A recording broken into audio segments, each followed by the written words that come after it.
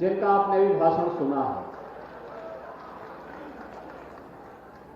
लगातार प्रदेश सरकार में मंत्री के रूप में, विधायक के रूप में, एक सांसद के रूप में अहर्निश दिन रात एक करते हुए उन्होंने अयोध्या को सजाने, संवारने और उस विजन को जिसके लिए राम भक्तों ने अपना पूरा जीवन समर्पित किया, उस संकल्पना को साकार करने के लिए जिन्होंने अपना पूरा जीवन समर्पित किया है, ऐसे श्री लल्लू सिंह जी हमारे महापौर,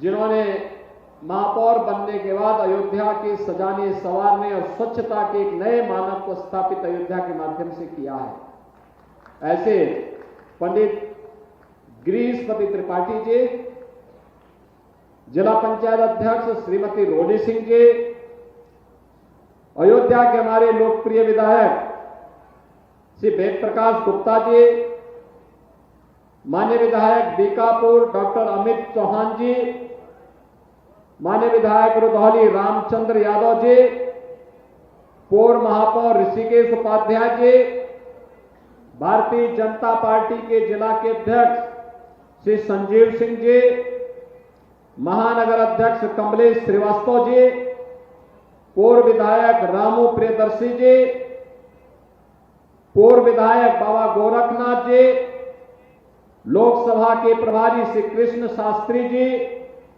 महानगर प्रभारी श्री विजय प्रताप सिंह जी, डॉक्टर बांके बिहारी मणि त्रिपाठी जी, ओम प्रकाश सिंह जी, रामकृष्ण तिवारी जी, अभिषेक मिश्रा जी, अवधेश पांडे जी, भारी संख्या में अयोध्या जनपद के मेरे सभी उपस्थित बहन और भाइयों, प्रभु रामलीला के भव्य दिव्य और नव्य मंदिर में विराजमान होने के उपरांत इतने बड़े सार्वजनिक कार्यक्रम में मुझे पहली बार आने का अवसर प्राप्त हुआ है। मैं आप सबका हृदय से अभिनंदन करता हूं।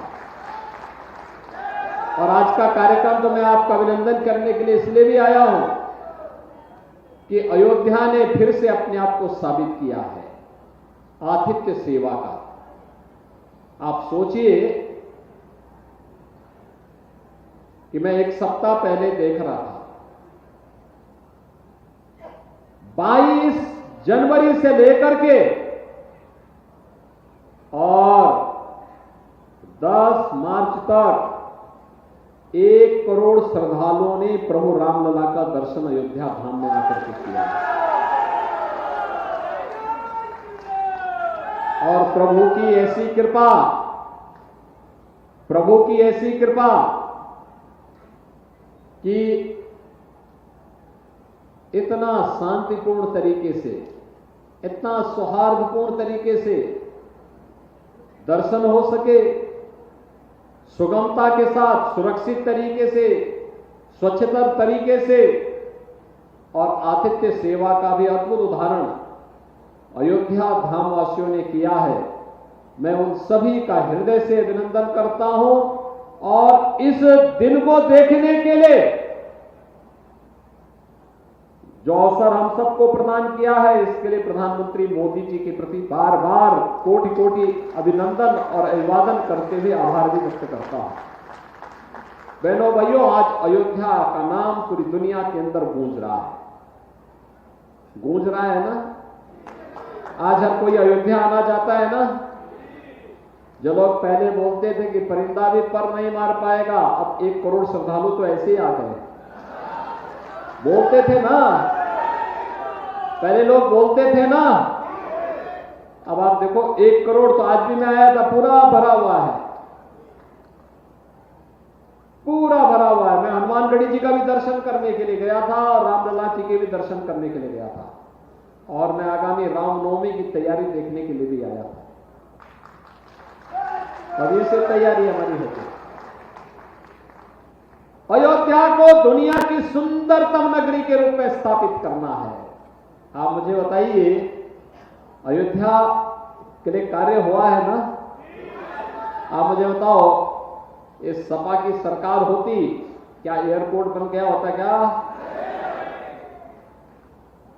अयोध्या में जो ये 4 लेन और 6 लेन की सड़कें बनी है, क्या समाजवादी पार्टी बना पाती क्या? क्या उम्मीद करते हैं क्या?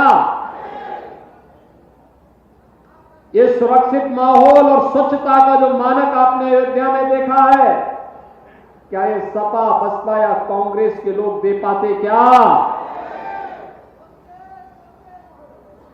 और आज अयोध्या आने के लिए देश और दुनिया का हर श्रद्धालु आतुर दिखाई दे रहा है। क्या उनके कारण क्या? इस सपा बसपा के कारण या सपा कांग्रेस के कारण संभव था क्या? आज तो दुनिया, हर व्यक्ति, जिसके मुंह से सुनो, देश के अंदर, दुनिया के अंदर, गांव का व्यक्ति हो, शहर का व्यक्ति हो, उद्योगपति हो, कर्मचारी हो, श्रमिक हो, राजनेता हो या फिर नौकरशाह हो, हर व्यक्ति एक ही बात कहता है कि अयोध्या धाम का दर्शन करना चाहते हैं। हर व्यक्ति की एक ही इच्छा है। और आप तो साक्षात अयोध्या के वासी हैं।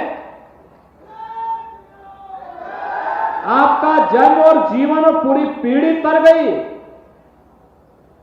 कि आपको वह दिन देखने को मिला 500 वर्षों से जिस दिन की प्रतीक्षा थी, वह दिन आज डबल इंजन सरकार के कारण आपको देखने को मिल रहा है। और इसीलिए आनंद से भाव विभोर होकर के हम सबको अपने जन्म और जीवन को धन्य मानना चाहिए कि हम जन्म और जीवन दोनों हमारा धन्य हुआ और अब अयोध्या एक नई प्रगति की दिशा में आगे बढ़ चुकी है। आपने देखा होगा इतनी चौड़ी सड़कें, जिधर जाइए आप 4 लेन 6 लेन की सड़क, दिव्य और भव्य अयोध्या, नव्य अयोध्या। और इस दिव्य और भव्य और नव्य अयोध्या के लिए कुछ नई सौगात लेकर के आए हैं। बहनों और भाइयों, अयोध्या के लिए डबल इंजन सरकार 32,000 करोड़ रुपए की परियोजनाओं का कार्य कर रही है या करा चुकी है या करा रही है। अकेले एयरपोर्ट को आप देखिए, इंटरनेशनल एयरपोर्ट, कोई सोचता था इतना बड़ा एयरपोर्ट अयोध्या में बनेगा? आज इतनी ज्यादा फ्लाइट, जहां से देखो हर व्यक्ति चाहता हम भी एक फ्लाइट चलाना चाहते हैं, हम भी एक नई फ्लाइट के साथ आना चाहते हैं। नए होटल आ रहे हैं, रेस्टोरेंट बन रहे हैं, टैक्सी की सेवा बढ़ रही है, गाइड का प्रशिक्षण हो रहा है और 4 लेन और 6 लेन की सड़कें जहां से देखो अयोध्या को जोड़ते हुए दिखाई देते हैं। और इसीलिए हम लोगों ने कहा था ना कि अयोध्या को दुनिया की सबसे सुंदरतम सिटी के रूप में विकसित करेंगे। आज परिकल्पना साकार हो रही है। उसी को साकार करने के लिए हम लोगों ने यहां पे 2017 में दीपोत्सव का भव्य आयोजन किया था। हम लोग जब दीपोत्सव का आयोजन करते थे, लोग बोलते थे ये तो एक औपचारिकता है।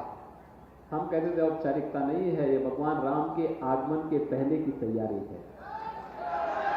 चिंता मत करो, ये जो कुछ भी हो रहा है प्रभु के आगमन के पूर्व की तैयारी की जा रही है। अयोध्या वासियों को उसके लिए मानसिक रूप से तैयार किया जा रहा है।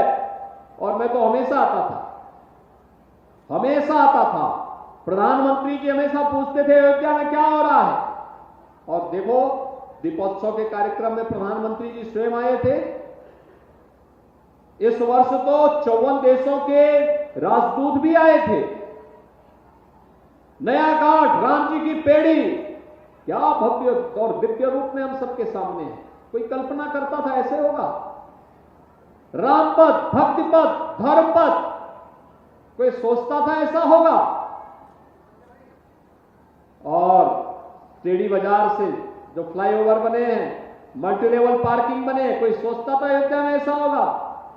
एक भी व्यापारी उजड़ा नहीं, सबका पुनर्वास हुआ और सबका व्यवसाय भी कई गुना बढ़ा। जब मैंने वेद प्रकाश गुप्ता से पूछा, अपने विधायक जी से, मैंने कहा क्या जब लोग हम सड़क चौड़ीकरण कर रहे थे तब लोग कुछ विरोध कर रहे थे और आज उनका व्यवसाय कितना बढ़ा? उन्होंने कहा 50 गुना बढ़ चुका है, 50 गुना।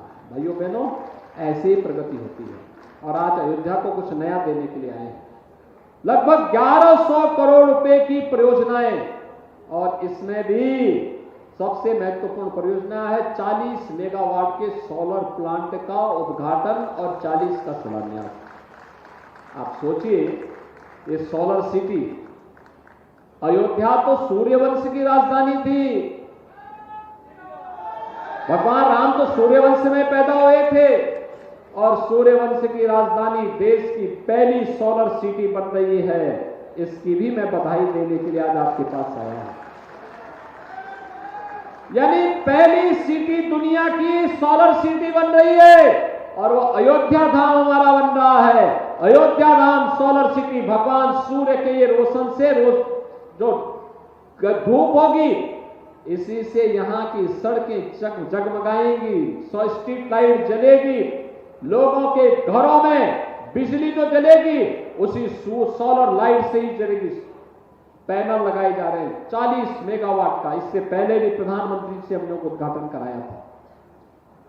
ये जितनी सैकड़ों करोड़ रुपए की परियोजनाएं हैं इसलिए है जिससे अयोध्या धाम दुनिया की सुंदरतम नगरी के रूप में स्थापित हो।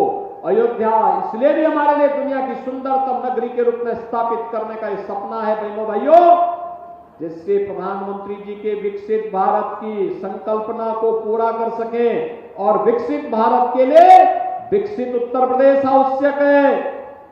विकसित उत्तर प्रदेश के लिए विकसित अयोध्या और भव्य और नव्य अयोध्या आवश्यक है। आप सब सहमत हैं? सभी लोग सहमत हैं? क्या ये जो काम अयोध्या में हुआ है, क्या ये काम सपा और कांग्रेस के लोग करा पाते? अरे मैं पूछना चाहता हूं अयोध्या वासियों से, दोनों हाथ लगे बोलो, क्या ये करा पाते? आपको लगता था ये कराएंगे?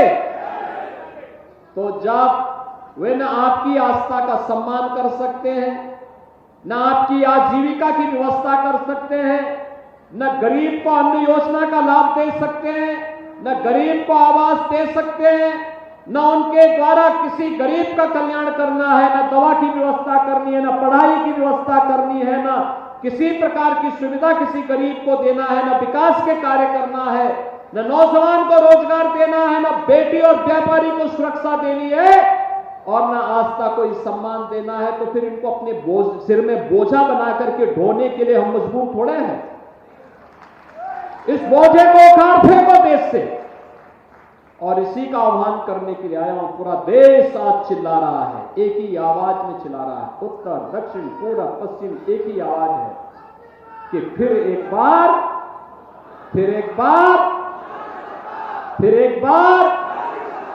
पीछे से भी आवाज आए, फिर एक बार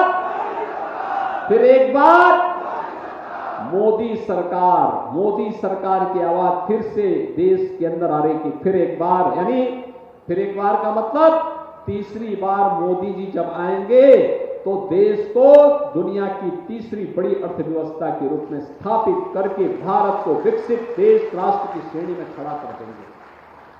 और आज उसी के लिए हम लोग आपके पास आए आपसे कहने के लिए कि बहनों और भाइयों, हमारा देश विकसित होगा, खुशहाल होगा, हर चेहरे पर खुशहाली होगी, हर नौजवान के हाथ को काम होगा, हर किसान के खेत में पानी होगा, हर गरीब के सिर को ढकने के लिए छत होगा, हर गरीब को भरपेट भोजन की सुविधा होगी, रोजगार की सुविधा होगी।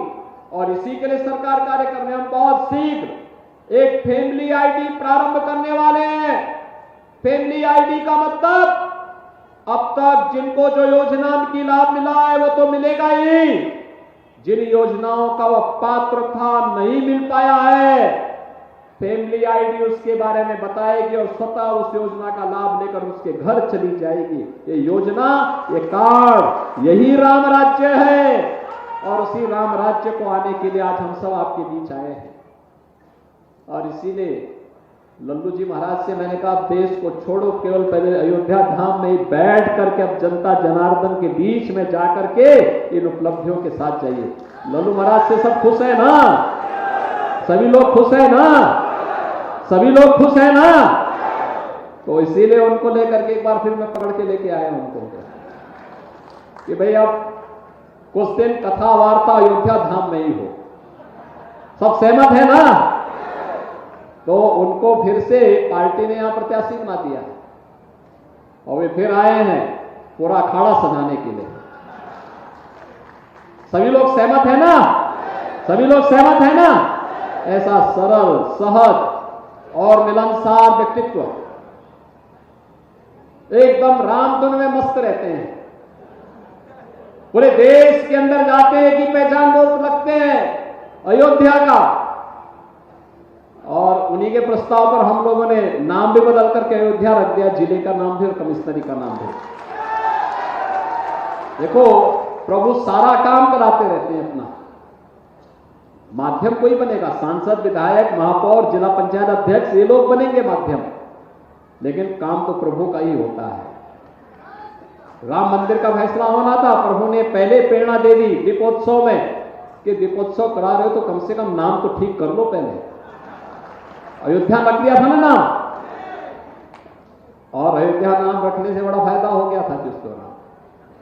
और अब अयोध्या नाम रखने पर, जब अयोध्या नाम है जिले का भी, कमिश्नरी का भी, नगर निगम का भी, तो फिर प्रभु को तो विराजना ही विराजना था फिर तो। और अयोध्या के मेरे बहनों और भाइयों, आपको बहुत बहुत बधाई और अभिनंदन करता हूं। आतिथ्य सेवा का जो अनुपम उदाहरण आपने प्रस्तुत किया, अद्भुत उदाहरण प्रस्तुत किया, पूरा देश अभिभूत है अयोध्या वासियों के व्यवहार से। हर व्यक्ति अभिभूत है। अब आप देश के अंदर कहीं जाएंगे, लोग सिर माथे पर बिठा करके आपको सम्मान करेंगे, और इस बात के लिए सम्मान करेंगे क्योंकि अयोध्या ने आतिथ्य धर्म का निर्वहन करके प्रभु राम लला के आगमन के विराजमान होने के बाद जिस अद्भुत उदाहरण को यहां प्रस्तुत किया, नई अयोध्या, नव्य अयोध्या को बनाने में जो योगदान किया है, वो सचमुच पूरे देश को अपनी ओर आकर्षित करता है। आज के इस अवसर पर इन सभी परियोजनाओं के लिए मैं एक बार फिर से अयोध्या वासियों को बधाई देता हूं, आपको आश्वस्त करता हूं, ये डबल इंजन की सरकार आपके साथ कदम से कदम मिला करके चल करके आपके विकास के लिए, आपकी सुरक्षा के लिए, आपकी समृद्धि के लिए और आपका स्थान, आस्था का सम्मान करने के लिए पूरी प्रतिबद्धता के साथ कार्य करेगी। आप सबको होली की मंगलमय शुभकामनाएं। धन्यवाद। जय हिंद, जय जय श्री राम, जय जय श्री राम। बहुत बहुत धन्यवाद।